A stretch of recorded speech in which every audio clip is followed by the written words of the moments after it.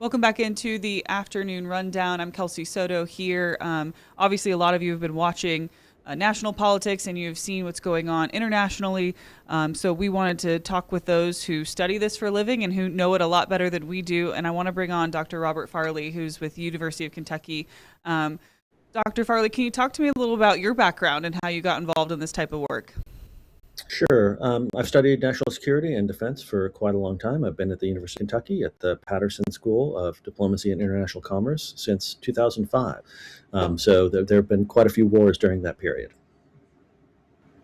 Is this something you have been kind of tracking or you anticipated coming down pike? I know you're constantly watching and monitoring, but did this come as a surprise to you this weekend?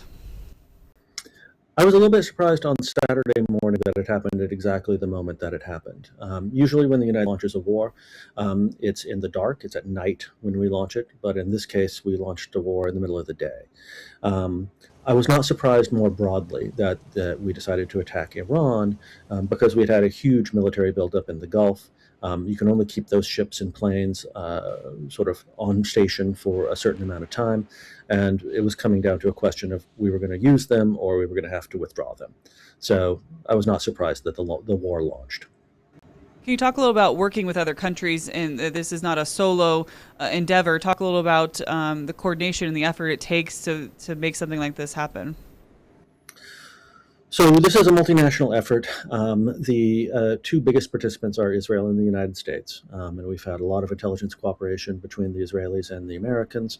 When the Americans apparently provided the intelligence for killing the supreme leader of Iran, and the Israelis provided the ordnance and the aft for doing it. But we have also been taking off from lots of different air bases around the region, Iraq, Bahrain, Qatar, other places. We have overflight rights, so we're flying over other countries in terms of conducting airstrikes. So there are a lot of countries that are involved in this more or less directly, and some that are just more tangentially involved. But it is a group effort. For something like this, it can cause a lot of fallout and domino effect, if you will. Can you walk us through some of the things that you're going to be looking at or you're wondering that may come from this? Yeah, so the biggest things are just the immediate impact on Iran. This is an unusual strike in that it is attempting to essentially destroy Iran's government. It's really unusual to take out a leadership. It's really unusual to take out everyone around the leader. And so the effects in Iran might be more substantial than some stuff we've seen in the past. And so Iranian politics and the structure of the Iranian situation is the number one thing that people are going to be watching. The second is the degree of retaliation that the Iranians are able to carry out.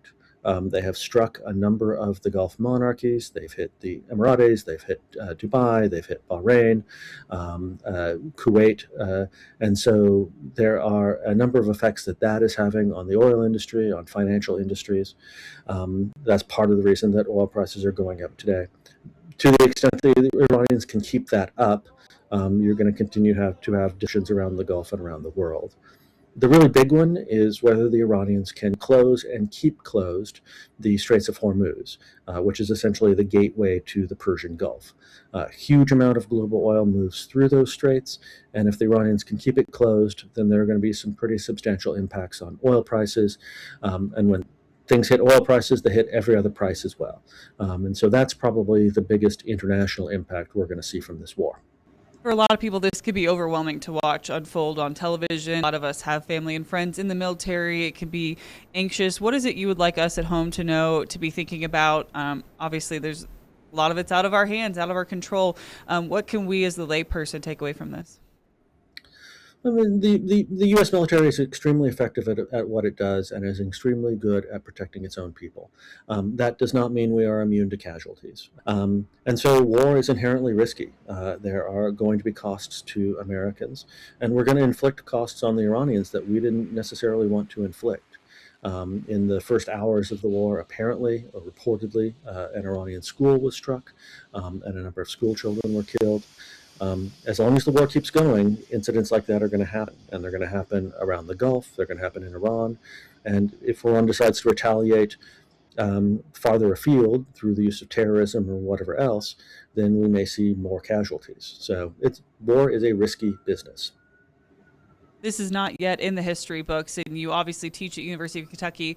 What's it like being in the classroom with your students while something in real time is unfolding and we're learning about it as it's happening?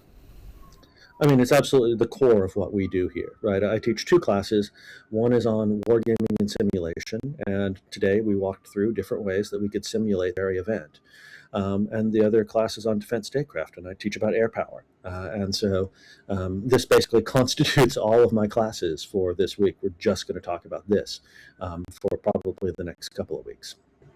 Is there anything else you want people to know and understand? Maybe you get a lot of questions about or misconceptions you've seen on social media you want people to really think about? This, how to phrase this? This is a war of choice. We chose this war. We were not driven into this war. Not all wars of choice are necessarily bad choices. But we didn't need to be at war with Iran. Iran did not want to be at war with us. I mean, this is a choice that we as our political system have made. The only thing I can say is my hope that between Iran and Israel and the United States, we can figure out a way to end the war as quickly as possible, make sure fewer people die, make sure there's less disruption to the global economy, because in the end, war doesn't really do anyone any good. I know, the timing is obviously tricky, and then we have all of our local politicians weighing in their thoughts on the matter, wanting to see power being in the hands of Congress. And I think a lot of people also have the stigma of the last conflict with the Middle East, thinking, this could go on for 20 years and things like that. So it just gives a lot of stress and anxiety to people. Well, I think that's absolutely the case. And I guess one angle about how this is a little bit surprising is that President Trump came to power saying that we were not going to fight wars like this. He was very explicit about that, right? No wars for regime change. And say what we did, you want about what we did in Venezuela, whether that was a regime change or not.